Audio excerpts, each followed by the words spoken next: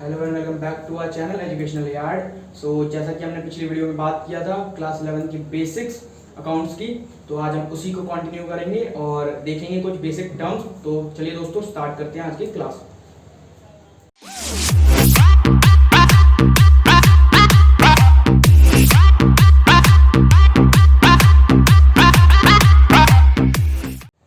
तो जैसा कि हमने देखा था पिछली वीडियो में कि कुछ हमने अकाउंटिंग की बात की थी, उसकी डेफिनेशन की बात की थी, उसको बहुत डिटेल में हमने पढ़ा था। तो एक बार उसको डिस्कस कर लेते हैं। तो जैसा कि हमने देखा था कि अकाउंटिंग में हमने बात किया था कि क्या ये प्रोसेस है। इसमें पहला क्या आता है आपका, पहला आता है आपका आइडेंटिफाइंग, फिर आपका रिकॉर्डिंग आता है,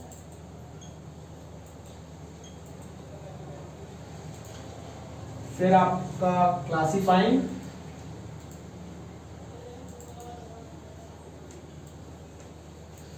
देन आपका आएगा एनालाइजिंग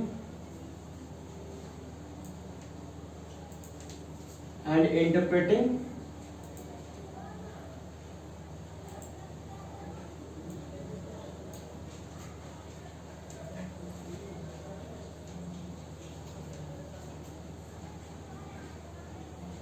एंड कम्युनिकेटिंग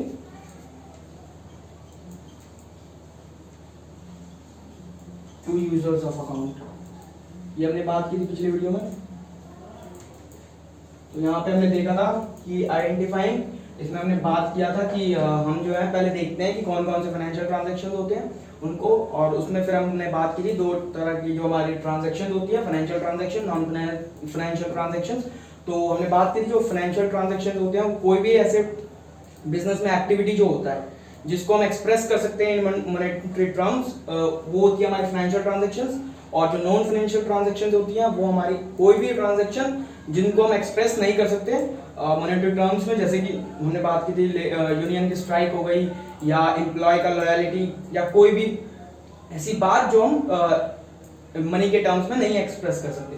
तो हमने ये भी बात की थी कि हम जो है पूरी अकाउंट्स में हम जो है फाइनेंशियल ट्रांजैक्शंस को रिकॉर्ड करने वाले हैं। तो उसी के बाद हमने बात की थी रिकॉर्डिंग की, जिसमें हमने बताया था, देखा था कि जर्नल से हम स्टार्ट करेंगे, जर्नल में जाके हम रिकॉर्ड करेंगे जो भी हमारी फाइनेंशियल ट्रांजैक्शन है। उसके बाद हम उसको क्लासिफाई करेंगे लेजर में, देन एनालिसिंग इंटरप्रेटिंग में हम ट्रायल बैलेंस, फाइनेंशियल अकाउंट जैसे balance sheet, profit and loss account ये बनाएंगे। इसके बाद communicating to users of account, जो हमारे इंटरनल एक्सटर्नल यूजर्स हैं उनको कम्युनिकेट करना, तो इस तरीके से। तो ये हमने देखा था। उसके बाद अगर हम बात करें तो हमने एक और कॉन्सेप्ट देखा था, वो था आपका कैपिटल और ड्राइंग की बात की थी हमने। सो यहाँ पे हमने देखा था जो ओनर अगर कोई भी चीज अगर बिजनेस में इन्वेस्ट करता है तो उसका कैपिटल होता है, वैसे ही अगर कोई भी चीज वो बिजनेस से निकालता है तो क्या होता है, हमारा ड्राइंग होता है। तो आज हम उसको थोड़ा डिटेल में देखते हैं, उसकी डेफिनेशन देखते हैं। तो देखते हैं, सबसे पहले बात कर लेते हैं कैपिटल की।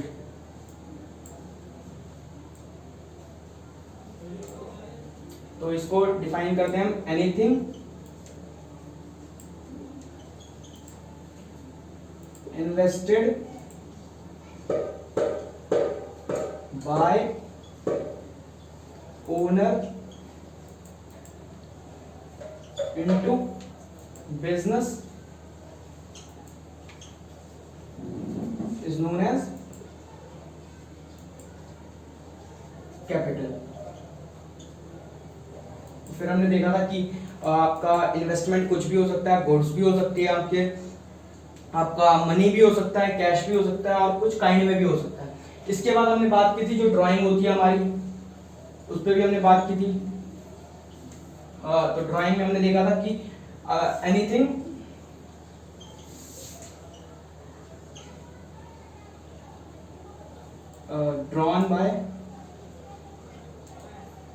ड्रॉन या विड्रॉ फ्रॉम बिजनेस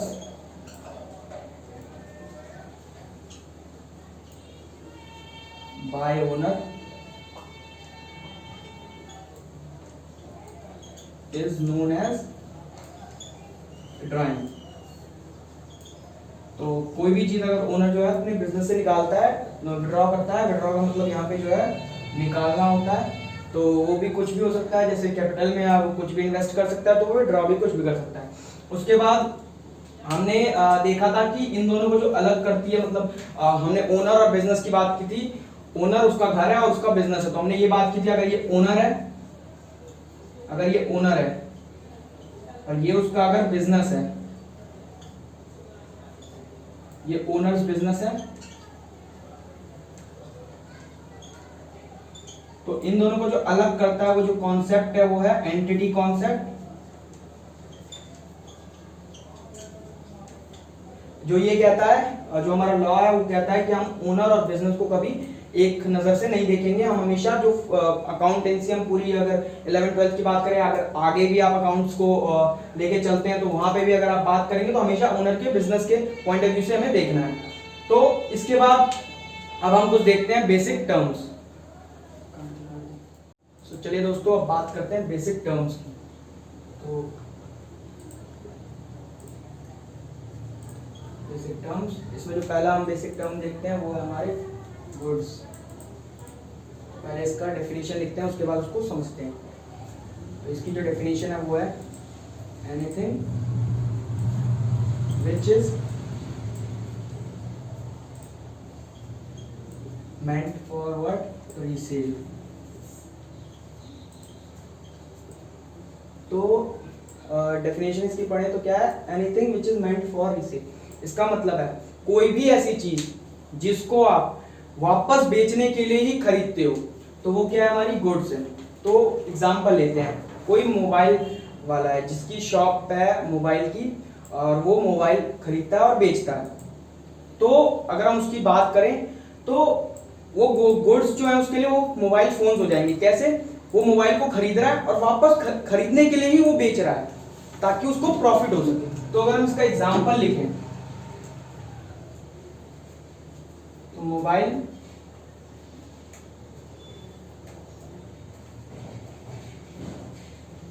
शॉपकीपर, इसके लिए गुड्स क्या हो जाएंगे? गुड्स हो जाएंगे इसके मोबाइल फोन्स, क्योंकि ये उन्हें खरीद रहा है और वापस बेच रहा है। तो कोई भी ऐसी चीज जिसको वापस बेचने के लिए खरीदी जाती है वो हो गया गुड्स। तो अगर इसी की दुकान में अगर हम बात करें, इसके दुकान में कोई और चीज है, जैसे हम बात करें अगर कोई फर्नीचर है, कोई टेबल है, कोई चेयर है, तो वो भी क्या इसके लिए गुड्स होंगी?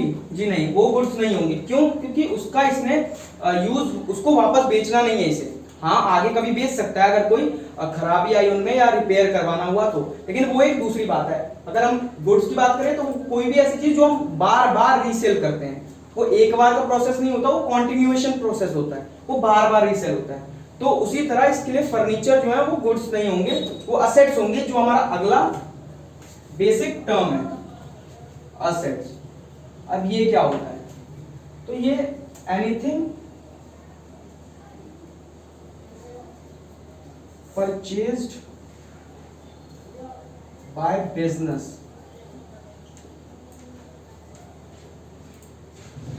and which has future economic benefits। इसकी क्या डेफिनेशन है? कोई भी चीज जो बिजनेस खरीदती है, परचेज करती है, और जिसके पास इकोनॉमिक, फ्यूचर इकोनॉमिक बेनिफिट्स होते हैं। मतलब कि क्या? ये आज तो आपको बेनिफिट्स देंगे ही, लेकिन आने वाले फ्यूचर में भी आपको ये बेनिफिट्स देंगे। तो उन चीजों को हम क्या बोलते हैं? असेट्स। अगर हम बात करें तो अभी हमने मोबाइल शॉपकीपर की बात की थी, तो उसके जो फर्नीचर्स हैं वो ऐसा तो है नहीं कि वो अभी लाया है और अभी उसका यूज है, उसके बाद नहीं है। नहीं, वो आगे भी यूज करने वाला है। उन चेयर, उन टेबल का तो आगे भी यूज होगा, वो उसकी फर्नीचर इंफ्रास्ट्रक्चर में आता है, वो आगे भी यूज करेगा। तो फ्यूचर इकोनॉमिक बेनिफिट्स है, आगे भी यूज है उसका। तो ऐसी अगर कोई चीज है आपके पास जिसका फ्यूचर इकोनॉमिक बेनिफिट्स है, तो उन्हें हम क्या कहते हैं? असेट्स। लेकिन हाँ, अब एक चीज और देखते हैं जो बच्चों को थोड़ा कंफ्यूजिंग लगता है, वो है एक्सपेंसेस। क्योंकि उसका भी डेफिनेशन थोड़ा सा ऐसा ही है, लेकिन डिफरेंस तो दोनों में है। एक्सपेंसेस की बात करें तो एक्सपेंसेस क्या है? Anything purchase by business and which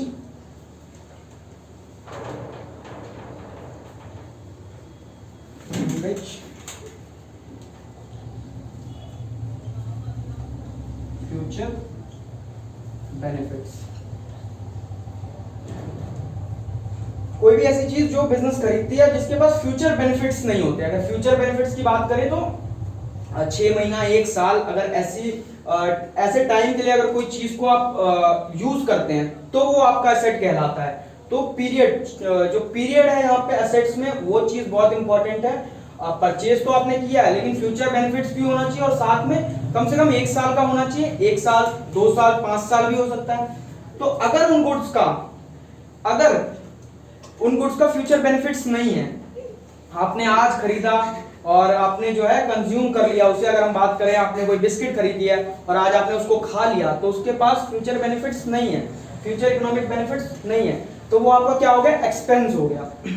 तो ये हो गया हमारी बात एक्सपेंस की। अब दूसरी एक और चीज की बात करते हैं वो है आपका लायबिलिटी। लायबिलिटी क्या है? ये है बिजनेस प्रेजेंट ऑब्लिगेशन और responsibility which need to be paid off। तो लायबिलिटी क्या है? तो लायबिलिटी कोई भी बिजनेस की प्रेजेंट ऑब्लिगेशन या रिस्पॉन्सिबिलिटी आप कहिए जिसको पे ऑफ करना बहुत जरूरी है। अगर कोई चीज, अगर बिजनेस ने किसी से उधार लिया है, लोन लिया है किसी से, तो आज उसने लोन लिया है फॉर प्रेजेंट, तो उसकी प्रेजेंट रिस्पॉन्सिबिलिटी ऑब्लिगेशन है, लेकिन उसको फ्यूचर में कभी ना कभी उसको पेड ऑफ करना है, उसको पे करना है, क्योंकि वो उसकी लायबिलिटी है, जिसको हम हिंदी में अगर कहें तो सिंपल वर्ड से समझे तो सिरदर्दी कहते हैं इसे, क्योंकि ये दूसरे की चीज है, हमें वापस इसको लौटानी है, ऐसे समझिए। तो क्या ये हमारी आज की जो है ऑब्लिगेशन है, रिस्पॉन्सिबिलिटी है, जिसे हमें चुकाना ही है। तो ये हो गया आपका लायबिलिटी की बात। तो चलिए अब बढ़ते हैं अगले बेसिक टर्म की तरफ, जो कि हमारा डेटर। तो डेटर की बात करते हैं। सबसे पहले इसका डेफिनेशन लिखते हैं। Any person from whom money is receivable। कोई भी ऐसा व्यक्ति जिससे आपको पैसा लेना है। अभी हम बात नहीं करते हैं कि क्यों लेना है, और ये हम बाद में बात करेंगे। पहले आप क्रेडिटर को भी पहले समझ लेते हैं, उसके बाद हम दोनों को साथ में देखते हैं आखिर ऐसा क्यों होता है। तो क्रेडिटर की जब हम बात करते हैं तो कोई भी ऐसा person to whom money is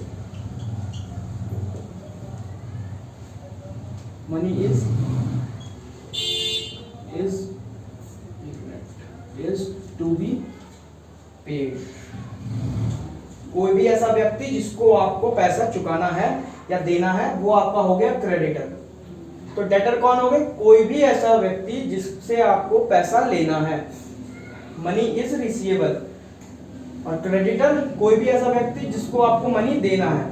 तो ऐसा क्यों होता है आप जरा सोचिए। तो अगर हम बात करें कि क्या कारण होता होगा जिसके कारण हमें अभी फ्यूचर में किसी को पैसा चुकाना है और किसी से लेना है, तो उसका जो कारण है वो आपका होता है क्रेडिट, उधार। उधार में कभी अगर सेल होती है या उधार में कभी अगर परचेज होती है, तो कभी भी अगर आप उधार में, आप एक दुकानदार हैं और आपकी शॉप है मोबाइल की, जैसा हमने बात किया था, और आप किसी को मोबाइल उधार में देते हैं। सपोज करिए, वैसे तो आजकल कोई मोबाइल उधार में देता नहीं है, फाइनेंस पे देता है, तो सपोज करिए कि आपने उधार पे दिया है और आपने उनको फ्यूचर में कहा है पैसे देने के लिए, तो अब आपने उसको अभी उधार में सेल किया तो आपको फ्यूचर में पैसा देगा, इसी के चक्कर से आपका जो है ये डेटर बनता है। अब क्योंकि आपको फ्यूचर में उनसे पैसा मिलना है तो इसलिए आपका डेटर हो गया। वैसे ही अगर आपने किसी से उधार में परचेज किया है, किसी से आपने खरीदा है सामान और उसके पैसे आपने अभी तक नहीं दिए हैं, तो आपको फ्यूचर में वो चीज दे के पैसे देने पड़ेंगे, जिसके कारण हमारा क्रेडिटर आता है। इसके बाद अगर हम बात करें तो एक चीज जो और है वो हमें देखनी थी, जब हमने बात की थी एक्सपेंस की, तो एक बार एक्सपेंस की बात करते हुए एक बार इसके एग्जांपल देख लेते हैं कि एक्सपेंस हमने जब बात की तो एक्सपेंस की हमने डिफाइन किया था कि कोई भी ऐसा चीज जिसका फ्यूचर बेनिफिट्स नहीं होता है। तो समझिए आपने किसी को पेड किया सैलरी पे किया, ठीक है, तो आपने सैलरी पे किया, ये आपका खर्चा हो गया, आपने खर्च किए हैं पैसे, लेकिन इन फ्यूचर आपको रिटर्न नहीं है, आपने वो प्रेजेंट में आपने उससे काम करवा लिया है, अब आपने उसको पैसा दिया है। उसके बाद अगर हम बात करें वैसे ही पेड वेजेस, या अगर हम बात करें पेड इलेक्ट्रिसिटी बिल, तो ये सारे क्या हो गए हमारे एक्सपेंस हो गए। अगर इसी के बाद अगर हम देखें इनकम हमारे कौन कौन से होते हैं, तो इनकम को अगर हम डिफाइन करें तो क्या कह सकते हैं, इनकम आपका कोई भी ऐसी चीज जिसके कारण आपको इनकम जनरेट हुई है, आपको प्रॉफिट हुआ है, फायदा हुआ है, उसे हम कहते हैं इनकम। सपोज आपने जो है रिसीव किया है सैलरी, अगर आप पेड कर रहे हैं तो आप रिसीव भी कर सकते हैं, या फिर अगर हम बात करें तो आपको प्रॉफिट हुआ है, प्रॉफिट अकर्ड है, या फिर आपको अगर हम बात करें और क्या ले सकते हैं हम, ऐसे बहुत है इतना। और तो ये थे हमारे कुछ और बेसिक टर्म्स। तो अब आगे बढ़ते हैं, कर दे इसको, इसी के साथ अब एंड करते हैं अपनी वीडियो, ज़्यादा लंबा नहीं एक्सटेंड कर रहे हैं क्योंकि अभी बेसिक्स है। तो अगली वीडियो में आप आगे इसी का कंटिन्यूएशन देखेंगे, इसकी अगली जो वीडियो है वो उसमें अगली पार्ट आएगी इसकी। सो तब तक के लिए गुड बाय, और लाइक करना ना भूलें, शेयर ज़रूर करें, and don't forget to subscribe our channel educational air.